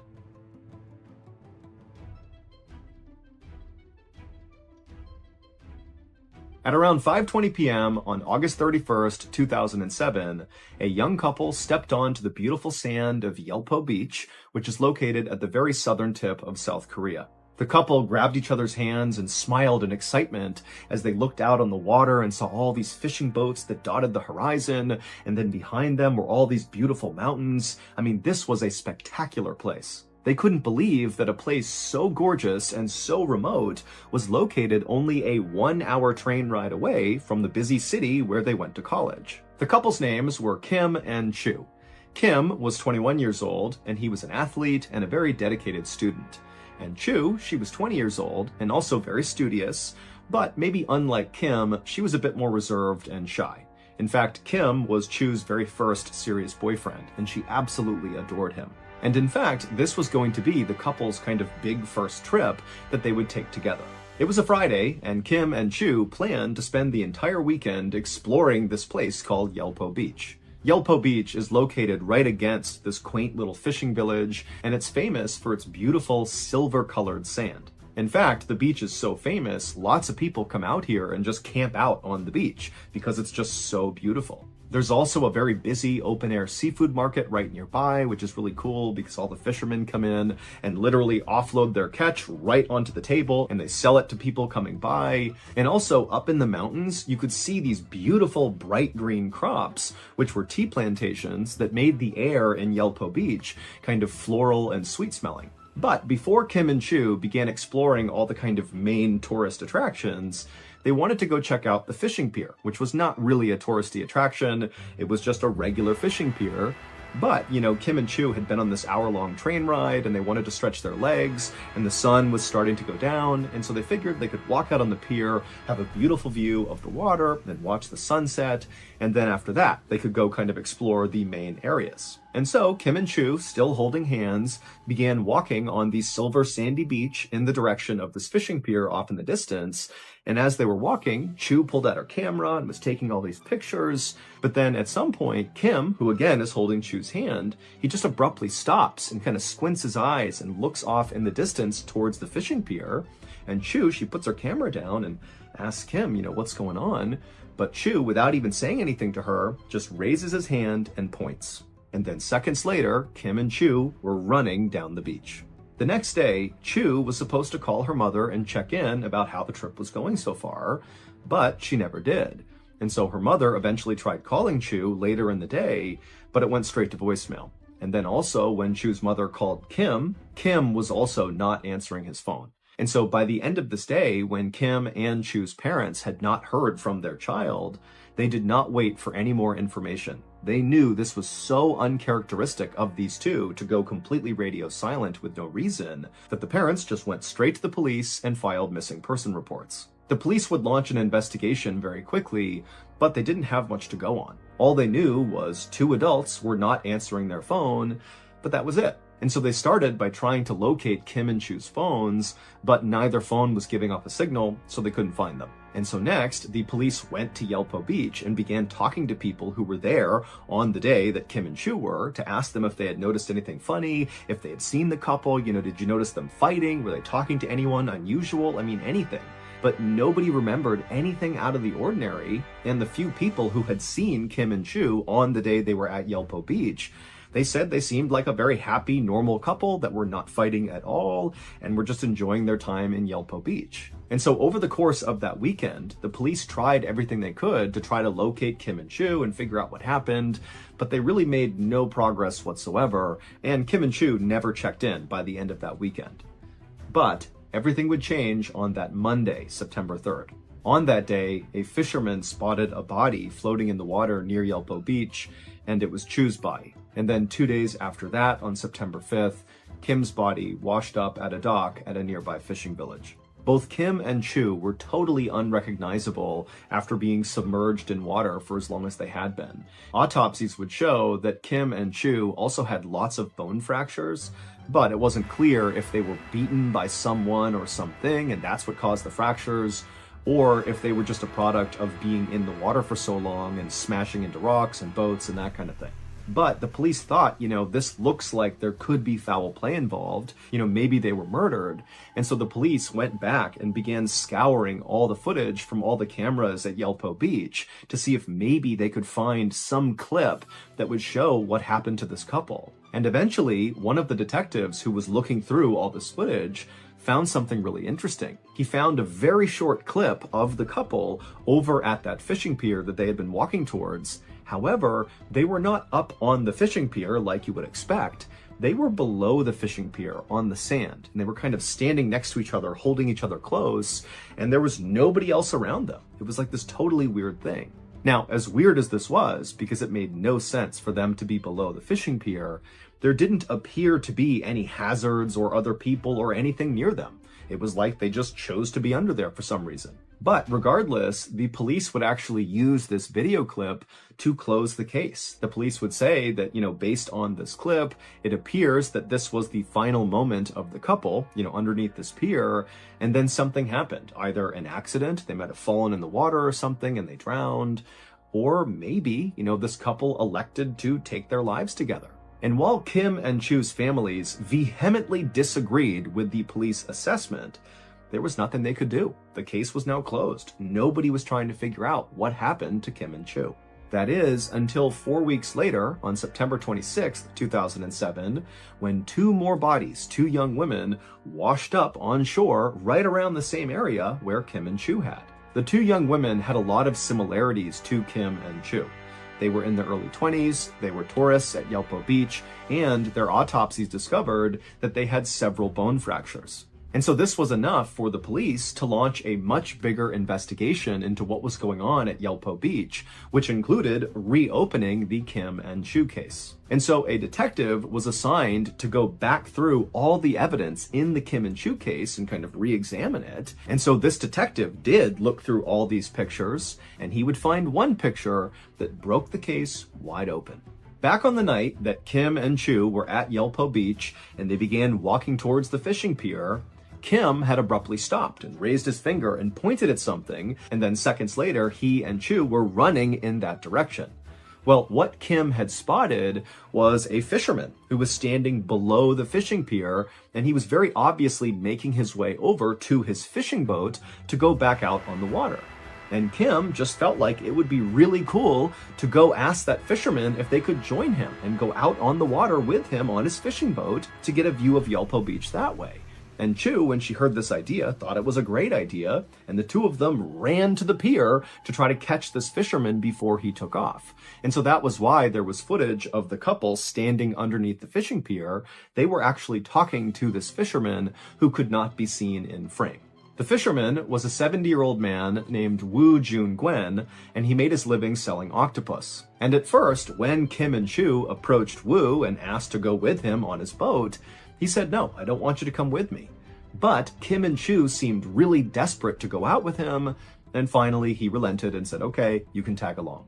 Wu was very thin and short, but he had been working on fishing boats since he was a child, and so despite his appearance of being this kind of small, frail guy, he was actually really physically strong.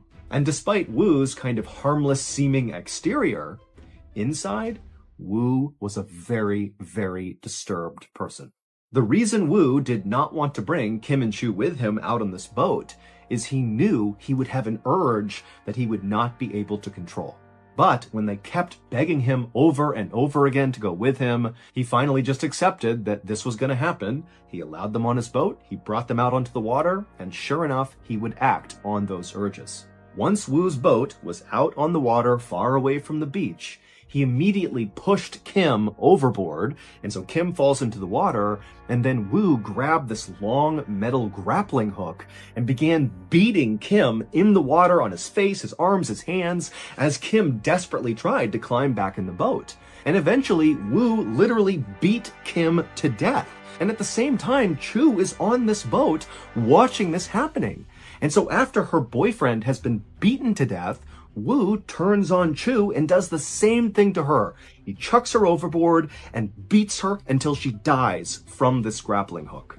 And then afterward, Wu just got back behind the wheel, putted back to shore, and sold his octopus like nothing had happened. And Wu very likely would have gotten away with these first two murders, except 4 weeks later, it just so happened that two more tourists, those two young women, just happened to ask Wu the same question. "Can we go out with you on your boat?" And he would kill them the same way he killed Kim and Chu.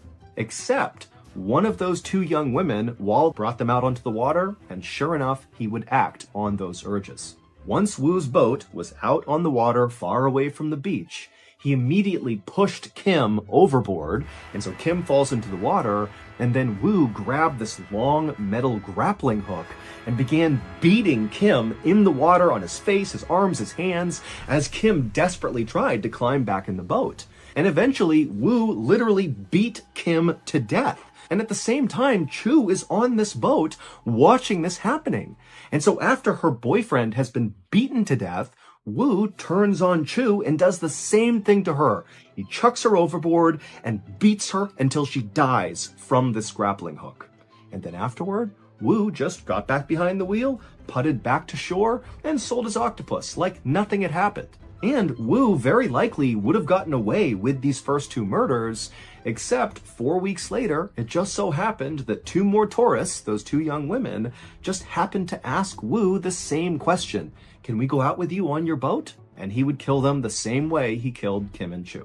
Except one of those two young women, while they were out on the water in his boat before they were attacked, she sensed something was wrong, and she sent a text message saying she was in trouble on a boat. And when the police found these two women's bodies and found that text message, they immediately searched the registry that listed all the boats that had been out on the water near Yelpo Beach that day. And because it was a holiday, there was nobody out on the water except for one boat. And that boat was Wu's boat. And this is where that photo the detective found on Chu's camera roll when finally somebody looked through the photos, that's where that photo comes into play. The last picture that Chu took is of Wu.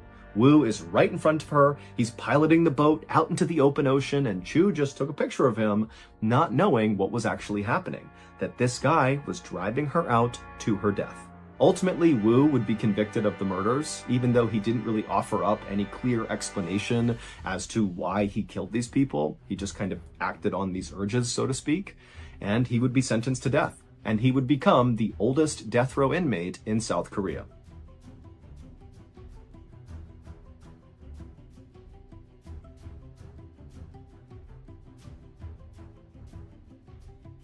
On the morning of June 25th, 2007, a 28-year-old man named Mike Barnett woke up to the sound of pounding rain on the roof of his home, which was located in Hull, which is a city in northern England.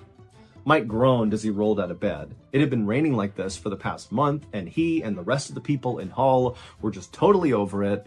But another reason he groaned is he knew that he would have to go to his job at a tropical fish store, even though he was not scheduled to work that day. There was a street right behind the tropical fish store that always completely flooded out from all these debris getting clogged in the drain, and the owner of the tropical fish store, so Mike's boss, who was an elderly guy, he would always go out and try to clear the debris himself, and Mike just knew, he really needed help, and today he knew his boss would be out there, and so he just felt like it was his responsibility to go in and help him clear out the debris. So Mike got dressed, he had some breakfast, and then as quietly as he could, he slipped out the front door. Mike was careful not to make too much noise because he didn't want to wake his dad, who he lived with. Mike and his dad had always been very close, but after the death of Mike's mother, he and his father had become even closer, and so they actually really enjoyed living together. But Mike also knew that his dad was very protective of him and very likely would not like the idea of Mike going out in this horrible storm to go try to clear debris in a flooded out street. It just was too dangerous. And Mike just didn't want to deal with that right now, and so he was able to slip out without waking up his dad. Mike hopped in his car and he drove to the fish store, and as soon as he got there, he hopped out, he went around to the back side of the shop, and sure enough, the entire street out back was totally flooded. Clearly, debris had blocked the drainage system. Now, Mike's boss was not out there yet. Mike could see him inside the shop, kind of going about his morning, and so Mike, without even going inside, just began wading into the water to begin clearing debris. The drain that was clogged by all this debris was located just off to the side of the sidewalk. It was down in a culvert. And so Mike very carefully walked off that sidewalk into this very cold, muddy water, and he began moving in the direction of where he knew the drain was.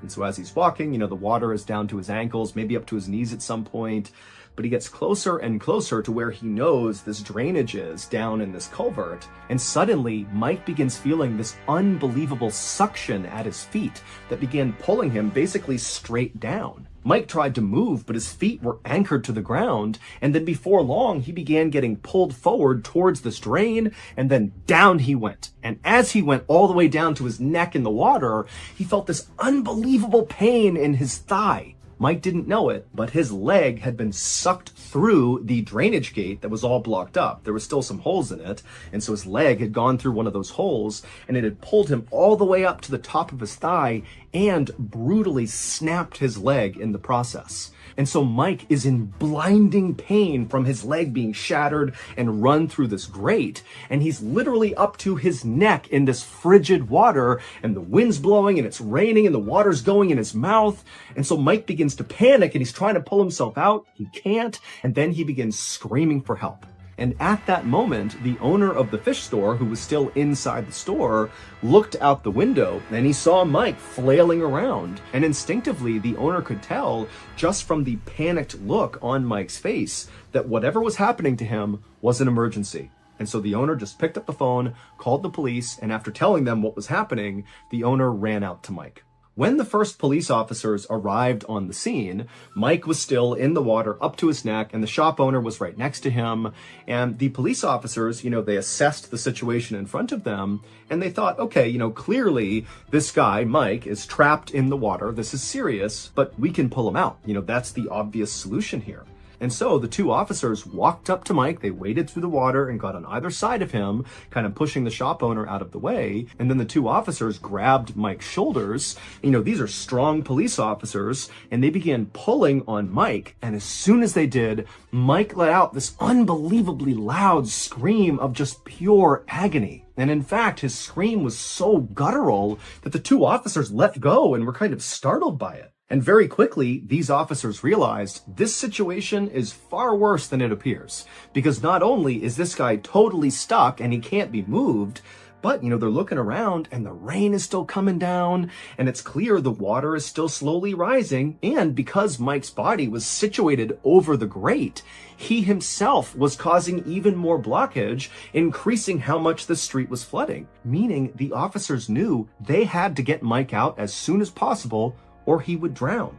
But over the next several hours, more police officers, firefighters, EMTs, Good Samaritans, everybody showed up on the scene, and there were so many attempts to get Mike out of the water, ranging from trying to cut the grate, but the water was too muddy so nobody could see through it, and the water was so strong that nobody could set the bolt cutters on the actual grate. And then at one point, they even tied a winch around Mike and tried to pull him out with a Land Rover, but every intervention failed. The rushing water that was pinning Mike to this grate was so strong, and Mike's pain in his leg was so high, it made it nearly impossible to move him. And so finally, at the 4-hour mark that Mike has been trapped in this water, a decision was made amongst all the first responders to amputate. So the police called a doctor who was willing to perform the leg amputation. And then after doing it, Mike could sense something was up. Clearly it's not going well. And he began frantically asking the police and all the first responders, when are you going to get me out of here? When are you going to get me out of here? And they just kept telling him, soon, Mike, hold on. It's going to be okay. Meanwhile, the owner of the shop at this point had called Mike's dad to tell him what was going on. And so as all these people are waiting for this doctor to show up to cut Mike's leg off, Mike's father shows up and basically barrels through the crowd and starts screaming, "I'll get my son out of here." But as soon as he saw his son, he was totally taken aback. Mike was up to his chin in water. There was a diver behind him in the water with him, holding him up, barely keeping his head above the water. Mike's face was totally pale, and his eyes were totally unfocused, and he had this weird blank expression like he wasn't even there. And then a second later, a whole wall of police came running up to Mike's dad to stop him from getting any closer, and they told Mike's father they were doing everything they could to try to get his son out, and for now, they told him he just needed to go home. And so even though Mike's dad did not want to abandon his son, he could tell with all these police standing there in front of him, there was no way he was going to be able to go up there with his son. And so he would turn around and head back home without even speaking to his son. And then when Mike's dad got home, he turned on the news, and the news was showing live coverage of his son trapped in that grate. And just a couple of minutes later, Mike's dad would watch his son die on the news. By the time that doctor arrived with that special saw to cut off Mike's leg, it was already too late. Mike had passed away from hypothermia. There is nothing quite as satisfying as a true story that's mysterious and interesting, it sucked you in, that has a killer plot twist, a killer reveal. That, to me, is just the most satisfying thing you can find. I am a complete story addict, and so I go looking for these stories. I go literally searching for real-life stories with real-life plot twists. And in my opinion, the very best one is the story of the missing lighthouse keepers, and that is the story I'm going to tell today.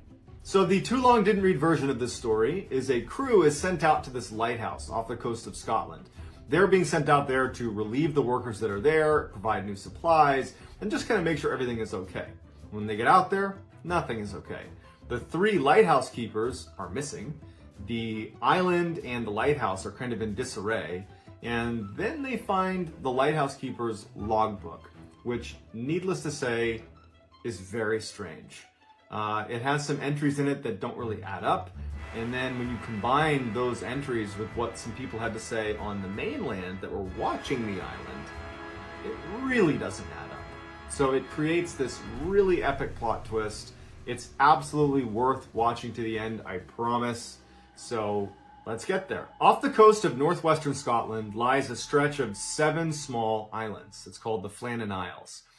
One of those isles is called Eilean Moor. And on Eilean Moor is a lighthouse, and that's where our story is going to be centered. But before we get into the story, Eilean Moor has some odd history to it. It's long been regarded as a place that's paranormal. In fact, on the island, basically the only people that inhabit it are the lighthouse keepers. Usually there's 3 or 4 of them, and sheep. And so sheep herders often go out to that island, and they're the ones that report hearing strange sounds and just feeling like they're being watched. it's a creepy place. And in fact, anybody that visits the island that isn't a sheep herder or a lighthouse keeper, even if they've never heard of the history of Eilean Mor, oftentimes report a very odd sense of being watched, of just not feeling right on that island. And so Eilean Mor really had developed a reputation as being a pretty creepy place. So in addition to just the strange aura around the island that basically anyone who went there reported, anybody that went to the Church of St. Flannan is its name, they reported feeling like they were being drawn to pray. That there was this overwhelming sense that you should be praying as soon as you walk into the church. And in fact, the draw was so strong, like getting on your knees and praying, that they developed this strange ritual that when you got to the island, it was customary that before you went in, you immediately dropped to your knees and crawled around the church on your knees before making your way inside and continuing to pray.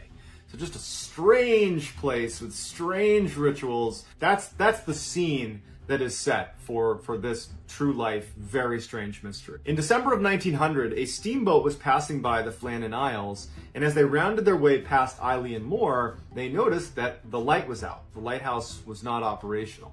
And so when that steamboat finally got to port 3 days later, they told authorities that, hey, Eilean Mor is not operational. You should go check on them. And so as it happened, it was actually time to replace the lighthouse keepers that were at Eilean Mor. So Captain James Harvey gets his crew together, and he takes Joseph Moore, who's the replacement lighthouse keeper, and they head out to Eilean Mor to check on the lighthouse, check on the lighthouse keepers, but also replace them. So it was a changing of the guard and making sure that everything was okay. As you approach Eilean Mor, you would see a massive staircase coming up from the dock all the way up to where the lighthouse is. A steamboat was passing by the Flannan Isles, and as they rounded their way past Eilean Mor, they noticed that the light was out. The lighthouse was not operational. And so when that steamboat finally got to port 3 days later, they told authorities that, hey, Eilean Mor is not operational. You should go check on them. And so as it happened, it was actually time to replace the lighthouse keepers that were at Eilean Mor. So Captain James Harvey gets his crew together, and he takes Joseph Moore, who's the replacement lighthouse keeper, and they head out to Eilean Mor to check on the lighthouse, check on the lighthouse keepers, but also replace them. So it was a changing of the guard and making sure that everything was okay. As you approach Eilean Mor, you would see a massive staircase coming up from the dock all the way up to where the lighthouse is. So from a distance, if you were looking at Eilean Mor, it would be fairly easy to break out anybody that was walking down the steps to get down to the dock. And since the island was really only inhabited by lighthouse keepers and sheep, the crew, Captain Harvey and his crew, as they're making their approach to Eilean Mor, they're watching those steps to see if the lighthouse keepers are going to notice them and come down and greet them on the dock, because that was customary. You always are at the dock ready to assist the crew as they come into Eilean Mor. That was just the way it was done. And so as they're making their approach, they're watching these steps, looking for signs that the keepers are coming down. Because on some level, the crew that's going out to replace them, on the back of their head, they're a little bit nervous that something's wrong. I mean, they know that the lighthouse was not operational, and that's part of the reason they're going out. So they're kind of like actively watching those steps. They're looking for signs that they're coming down to the dock. And as they get closer and closer, they don't see anybody come down the steps. They don't see anyone on the dock. And even worse, no preparations were made for the next crew to come into the dock. That was something that all lighthouse keepers did. They kept that dock, up to codes that if any time someone came in, they could properly dock and make their way up. So no preparations are made. No one is coming down to greet them. So the omen is pretty bad. And so Captain Harvey and his crew, they dock on the dock, and the captain and his crew say, hey, to Joseph Moore, you go up and just do a cursory examination of the island. Make sure these guys are okay. We'll stay down here for a minute. You go check. So Joseph Moore gets out, and he starts walking up this massive set of stairs where he can't see the lighthouse. He can only see the steps. It's pretty steep. And later he would say that he had this deep sense of just foreboding. Like something bad is about to happen. He felt very stressed out as he's walking up these stairs. And as he makes his way up, he finally kind of crests to where he can actually start to break out the top of the island where you can see the lighthouse and you can see, where they were staying. And the first thing he notices is the steel railings that line this massive staircase up to the island. near the lighthouse itself, the steel railings had been bent over. Like, imagine if it was made out of tinfoil. They had been folded onto themselves. Like, pretty significant damage to, steel railings. And so he makes note of that. And he also notices that this big boulder that just, I don't think it was decorative, it just was on the island, and so they built around it. There's this huge boulder that just was right in front of the lighthouse, and it had been that way for, years and years. It had moved significantly, and you could actually see a trail underneath the boulder where it had rolled across the grass. So Joseph Moore, the replacement lighthouse keeper, is thinking to himself, my God, this is straight out of the storm of the century. Like, clearly the worst storm ever has hit this island. No wonder their lighthouse was non-operational, because they were hit with like the worst storm ever. And so that's his initial assessment. He goes up to the door. The door is unlocked, but shut, and he opens it up. First thing he does is he yells for the lighthouse keepers that are supposed to be there. They don't call back. There's apparently no one in the lighthouse. Before he even starts moving through the lighthouse, he looks on his right and he sees all the hooks where they would have kept their clothes.